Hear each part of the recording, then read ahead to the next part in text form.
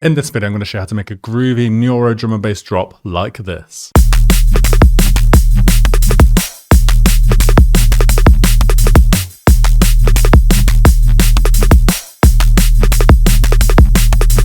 Now stick around to the end of this video and I'll show you how I've developed this project into a couple of full tracks, and I'll give you a little demo of them as well.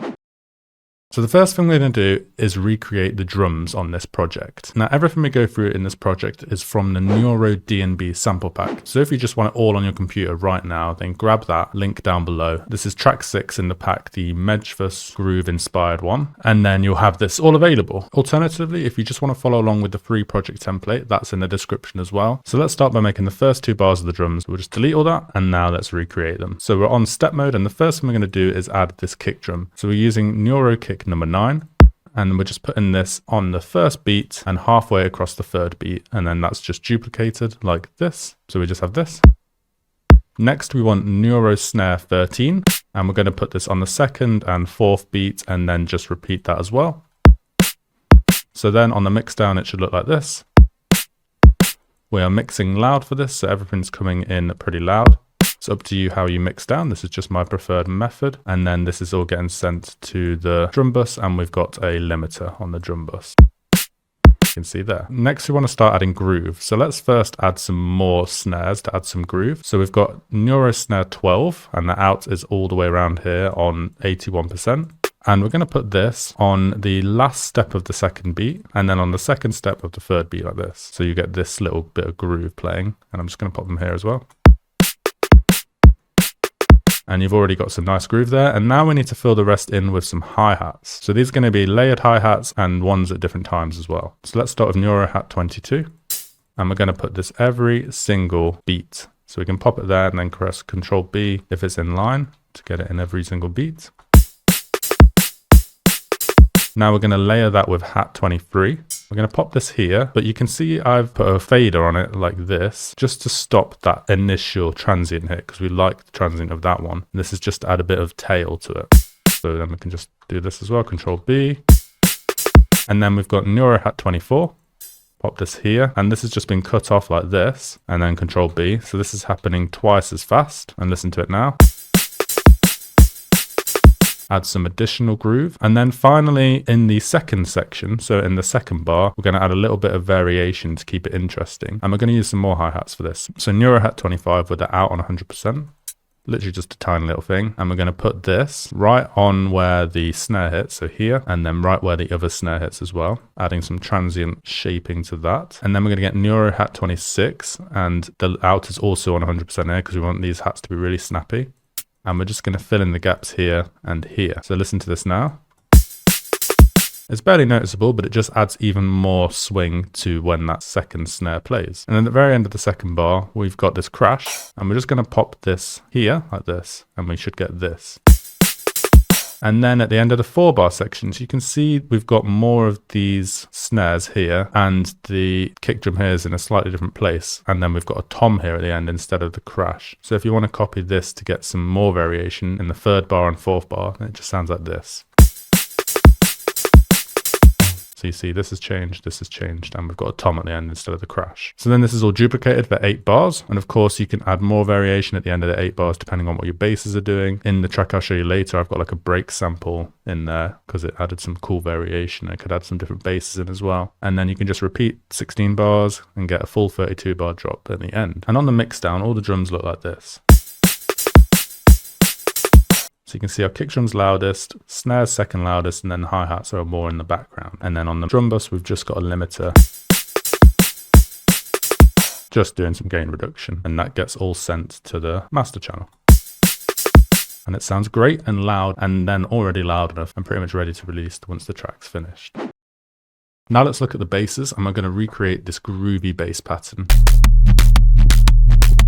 Believe it or not, it's only 2 serum presets and no post-processing as well. It's like a foundation to build on, basically. So let's look at the melody first. It's pretty much just repeated for 2 bars every time. So we'll just zoom in on the first 2 bars. So you can see the first bass is doing this, and the second bass is doing this. All on D sharp, and then together So let's recreate bass 1 and then we'll recreate bass 2. Okay, so in the Neuro pack, there are a lot of presets, but particular section of the presets, there's these 5 groove ones, which are really useful if you want to add groove to your track. And obviously you can develop them further. They're just like the bass ones. And the first one we're going to use is groove 2. And it sounds like this.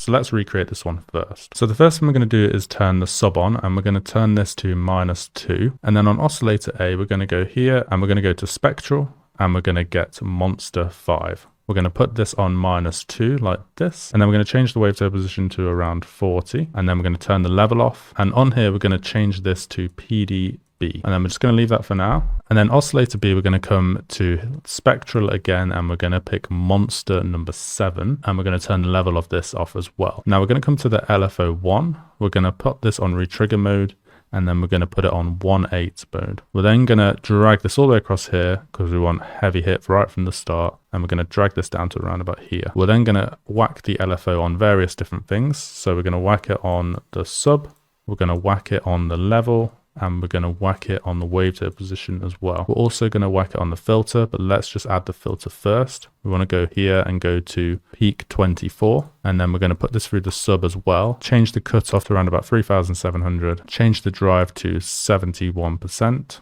and change the fat to all the way up. We're then going to just turn the res down, and we're going to put LFO onto the cutoff and retract this back to about 40% here. So we start to get the sound coming in now. Next, we're going to go to LFO2. We're going to set this to the same 1/8 retrigger mode, and then we're going to drag this across here. And instead of going down this time, we're going to go up and make this a bit bigger. Then we're going to pop this on to the PD from B. And now this B sound will be working within the sound. And you see we start to get that really aggressive sound already. Next, we can add LFO3, and this just adds like a bit of oomph to the transient at the start. So if we put a position like this, put it on 1/8 as well, and then we come to the matrix, grab LFO3, we can then put this on 9% and listen to the difference it makes. So nothing at the moment. Then if we come to global master tune here, so you can't really hear it, but it's doing a little bit. So if I was to do this, for example, you'd hear it. So it adds like more aggression to the transient at the start. And obviously you can experiment and choose different amounts if you want to get slightly different sounds. So let's leave it about there. And then finally we can add a compressor. So we can just come here, add a compressor, and it's up to you if you want to put this on multiband to get some slightly different sounds. Turn this up. Honestly, it sounds better on single like this. But when it's in a tune, it might sound better on multiband. You just have to experiment with that as well. And that is the sound complete. And this is the sound that's hitting here, here, here, and here, and here. Now let's look at the second groove bass, which sounds like this. So this is a more subby heavy bass, but it still sounds sick. And it also comes through on like any sort of speaker, like your phone speaker and stuff like that. So it's really great to use, to be honest. So let's start with a sub again, and we're going to put this on -2. Then on oscillator A, we're going to select the analog BD sine wave. So a sine wave on -2. And you're going to see a lot of familiarities with this sound. We're going to pop this on 40-ish again, and we're going to put this on PD from B again. We're going to turn the level off again, and then we're going to come here and we're going to choose the exact same shape, leave this on 0 and turn the level off again. We're then going to come to the filter and we're going to pop this on peak 12 this time, but then we're going to keep the same position, so around about 3700-ish. We're going to turn this drive up again to like 70-ish%, turn the fat all the way up, turn the res down, and put this through the sub as well. Then we're going to change the shape of these slightly. So we're going to put this on 1/4 rate this time, and we're going to create this kind of like double sound hit in one shape. So the first one looks like this, and then the second one is like a little triangle here, like that. And then we're going to whack this on the level, the sub, the wavetable position again, and the cutoff again. And we're going to put this cutoff again at -41%.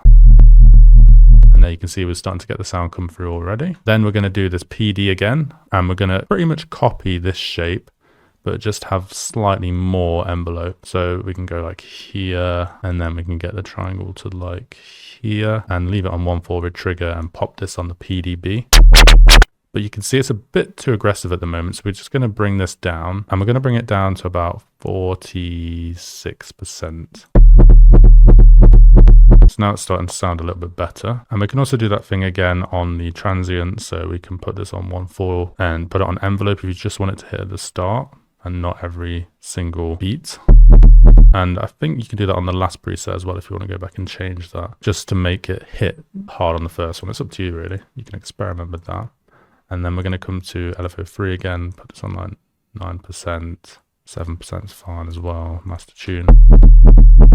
And then we need to bring out some of the sounds more to get it to sound more subby. So first let's add a compressor, and we're going to add this on multiband and put it to like 10ish, 11. Turn the below up, turn the lows up a bit because we want more sub. That's starting to come through. And then we can add this convolve, and these are pretty cool. I've been using these a lot recently. And we can go on to this Suitcase Piano 2 and put it on these settings. The default settings are actually fine. And then finally, let's just add a band reject filter. And this is just going to cut out some weird frequencies that might not make it sound so subby. So you can already see just on MG low, it sounds pretty cool. Obviously, you can choose your own filters and get a different sound completely. It's up to you and what your tune is doing. So we can go band reject. And then if we just leave it like this, we've started to get that sound. So we've just cut out like the 400, the muddy area of the track. So obviously you can go through and find different frequencies, but this just at the default sounds great. I really like how that sounds. So then on bass 2, this is just here, here, here, and here, and then both of them together. And then all together we get something that sounds like this.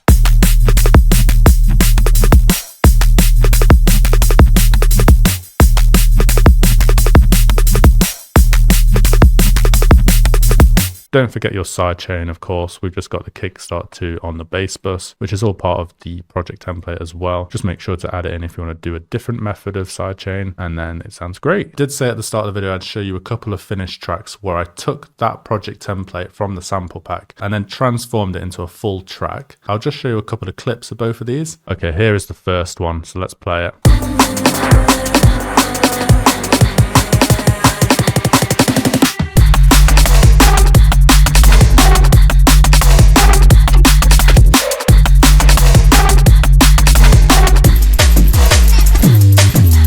So now let's listen to the second one. It's falling from the way of mine.